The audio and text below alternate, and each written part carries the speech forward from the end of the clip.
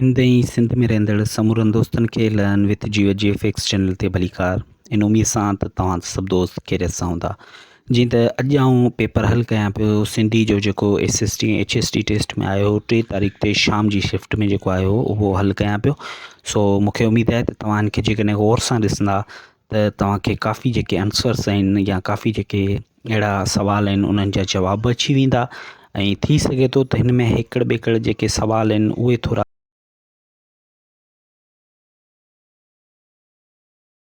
खे थोरो आहे पाण ॾिसी वठूं ऐं उहो पाण हल करे सघूं।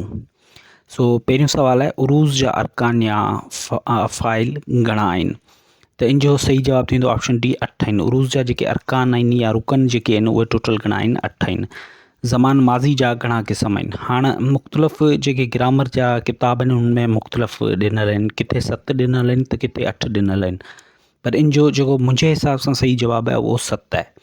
रूह लतीफ़ किताब कंहिंजो लिखियलु आहे। दीन मोहम्मद वफ़ाई, दुर्शेवार सैयद, रशीद अहमद लाशारी या मीर अब्दुल हुसैन सांगी। त इन जो सही जवाबु थींदो रशीद अहमद लाशारी साहब जेको आहे रूह लतीफ़ किताब लिखियो आहे। हैदराबाद जो अॻूणो औज जो मुसनिफ़ केरु आहे।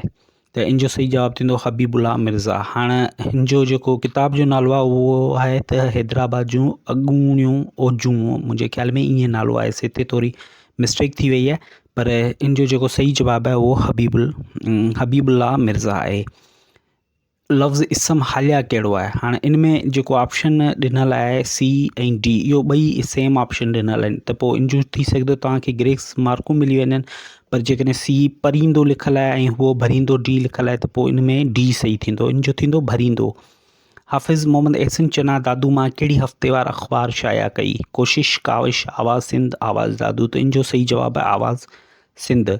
सिंधी सूरतख्ती कहिड़े मौक़िक़ जो किताबु आहे। मुंहिंजे ख़्याल में इहो सफ़ा आसान सवाल आहे, तव्हां सभिनीनि खे ईंदो हूंदो, छो त लिसानियात या सूतियात जे जेको वधि खां वधि जेको कमु कयो आहे डॉक्टर ग़ुलाम अली आलाना साहब कयो आहे। त सिंधी सूरतख्ती जो जेको लेखक आहे किताब जो उहो आहे डॉक्टर ग़ुलाम अली आलाना साहब। वाचूड़नि में लाट कहिड़े सिन्फ़ में लिखियलु किताबु आहे। त इन जो सही जवाबु आहे नाटक। किशन चंद अज़ीज़ जो किताबु अदबी आइनू नसर जी कहिड़ी सिन्फ़ में लिखियलु आहे। कहाणी आहे, नावल आहे, आत्म कहाणी आहे या मज़मून। त इन जो सही जवाबु थींदो त मज़मून। ऐं लफ़्ज़ इसम अॼु जे लाइ एतिरो ई। इंशाल्लाह ईंदड़ वीडियो में वरी नए पेपर सां गॾु हाज़िर थींदासीं। तेसीं ताईं पंहिंजो ख़्यालु रखिजो। अल्लाह हाफ़िज़।